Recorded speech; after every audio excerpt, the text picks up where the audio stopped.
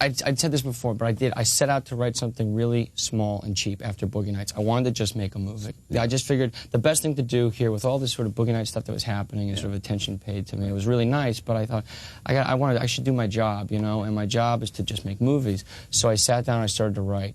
And there was so much happening in my life at the time, and I was just going through so much.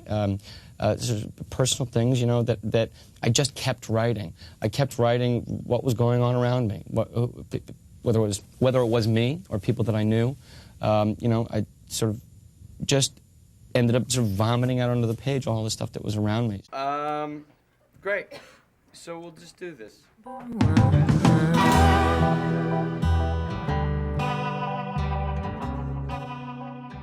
Had the title first, you know, and you start to sort of go, why is Magnolia sticking in my head? Why do these letters look so nice to me? And something that came up was the Magonia, which is this mythical place above the firmament where stuff goes and hangs out, apparently. You know, so a ship is lost at sea, you know, and then an anchor falls down at some farmer's barn in Iowa, you know. Apparently the ship has been up in the Magonia for a while, hanging out, and then it dropped its anchor sort of 20 years later.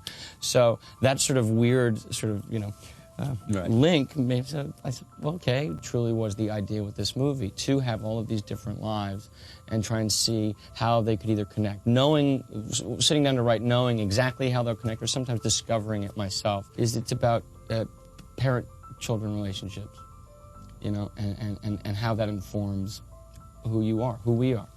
Family's just endless, juicy ammunition for great stories, you know. They're never going to let you down for good drama or good comedy. We all have families that we, you know, have to figure out and deal with and try and explore what went wrong. The script was very, very thick. And I was really upfront, you know, saying it's going to be 3 hours. And, you know, they were wonderful in saying, okay, we're not going to tell you what to do. We'd love it if this was shorter, you know, but so just make it as short as you can, as short as you want. Be comfortable with it, but know that, you know, it would be nice. I think, you know, you start to forget a lot of stuff around you, unfortunately, or I have at least for the past year, sort of neglecting my life and friends or family and just been so tunnel vision. And it's a hard thing because you come home and you wanna be able to have dinner and talk with your girlfriend, but you just fall asleep. Now that it's over, I'm starting to look back at some of the pieces that I've dropped along the way of my life and